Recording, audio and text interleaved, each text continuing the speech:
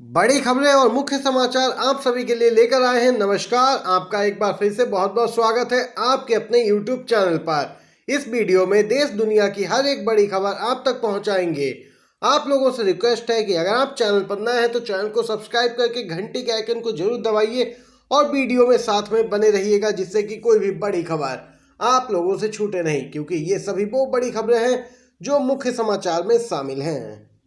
और अगर आप लोग भी मानते हैं कि इंडिया गठबंधन 24 का चुनाव जीतेगा, सरकार बनाएगा केंद्र में, तो लाइक कीजिएगा वीडियो को और कमेंट बॉक्स में कमेंट करके जरूर लिखिए #बी सपोर्ट इंडिया।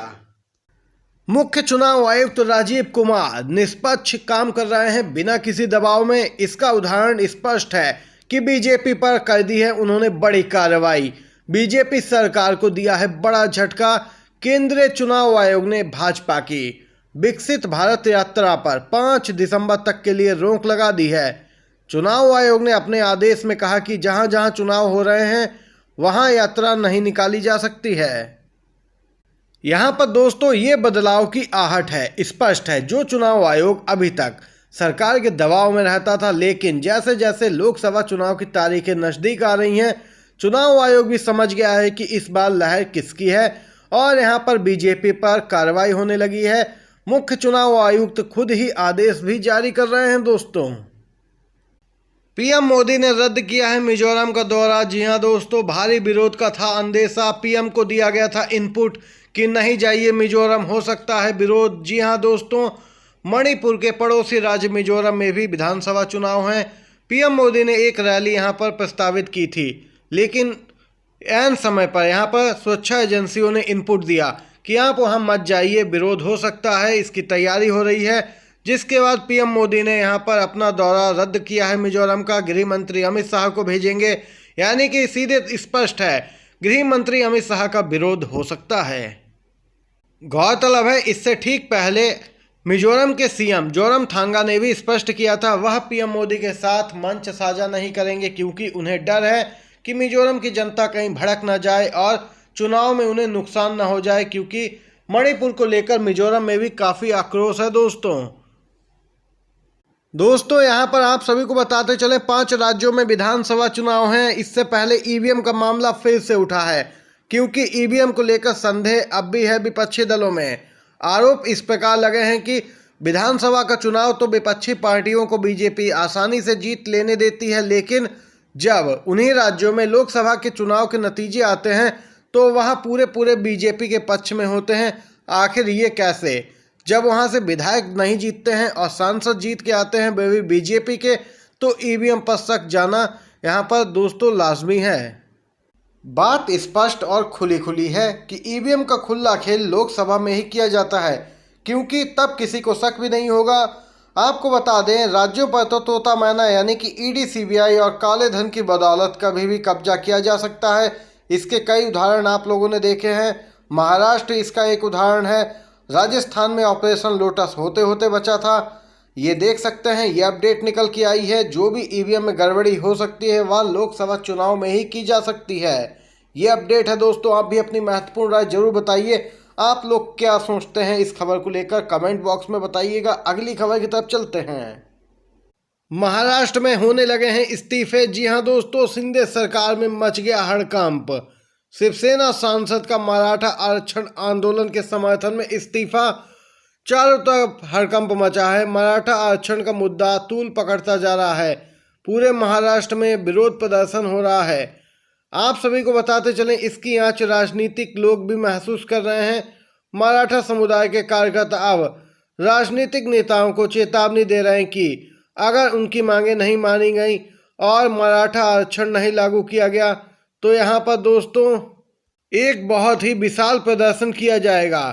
और यहाँ पर एकनाथ शिंदे के नेतृत्व वाली शिवसेना से जुड़े हिंगोली से सांसद हेमंत पाटिल ने इस्तीफा दे दिया है और यहाँ पर उन्होंने मांग की है कि जल्द से जल्द सरकार मराठा आरक्षण लागू करे। इसके चलते इस्तीफा दिया है दोस्तों। आज आएगा सुप्रीम कोर्ट का एक बड़ा आदेश मनीष सिसोदिया की जमानत याचिका पर। जी हां दोस्तों, 30 अक्टूबर आज की तारीख तय की थी आदेश देने के लिए शीर्ष अदालत ने, जिस पर फैसला जारी होगा।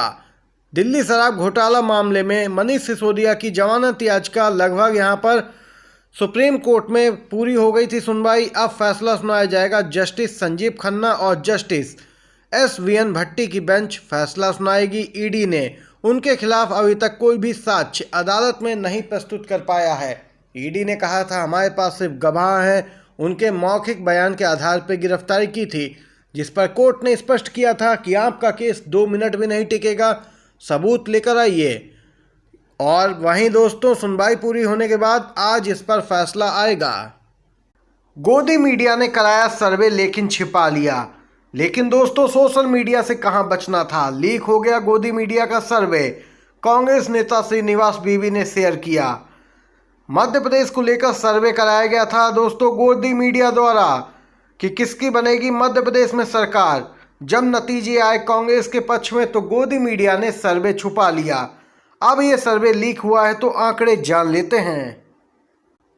यहां पर सर्वे रिपोर्ट में मध्य प्रदेश में कांग्रेस को स्पष्ट बहुमत है, 132 से 144 सीटें आ सकती हैं और बीजेपी नंबर 2 पर 84 से 98 सीटें और अन्य के खाते में 0 से 5 सीटें जा सकती हैं। यहाँ पर ये कुल 230 सीटों के दोस्तों यहाँ पर सर्वे कराए गए थे, जिसमें कांग्रेस पार्टी पूर्ण बहुमत की सरकार बनाती हुई दिख रही है मध्य प्रदेश में।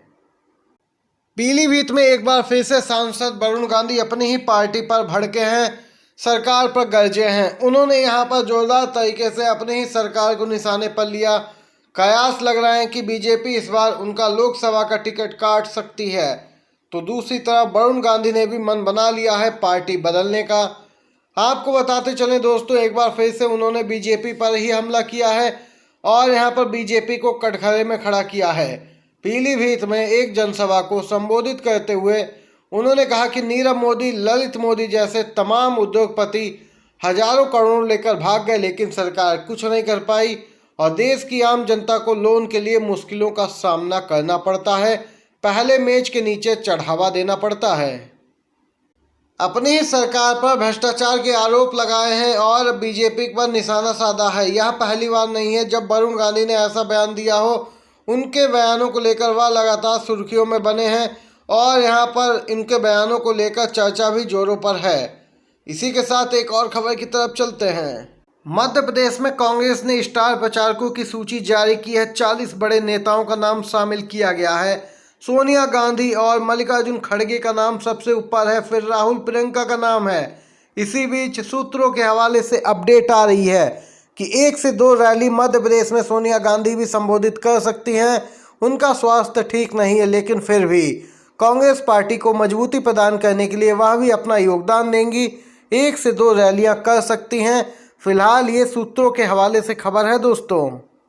बाकी स्टार प्रचारक मैदान में उतर चुके हैं। प्रियंका गांधी लगातार मध्य प्रदेश में बनी हैं, तो राहुल गांधी इस समय फिलहाल छत्तीसगढ़ में हैं और जल्द ही वह भी मध्य प्रदेश का दौरा करेंगे। ये आज की बड़ी खबरें, मुख्य समाचार थे जो आप तक पहुंचाए हैं।